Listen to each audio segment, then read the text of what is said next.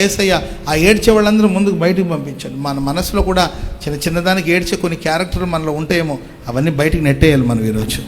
Praise the Lord. అవసరాన్ని బట్టి ఏడవండి. Praise the lord. మీరు ఏడవాలనుకున్నప్పుడే ఏడవండి. హల్లెలూయా. ఎవడో ఏడిపిస్తే మీరు ఎందుకు ఏడవాలి చెప్పండి?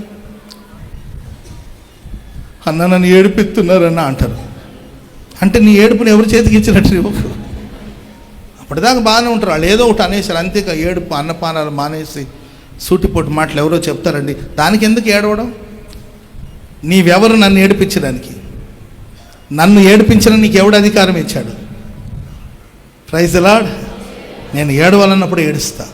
Praise the Lord. నేను సంతోషంగా ఉండాలన్నప్పుడు సంతోషం, ఏడవాలనుకున్నప్పుడు ఏడుపు నా సొంతం. Praise the Lord. నా కన్నీళ్ళు విలువైనది.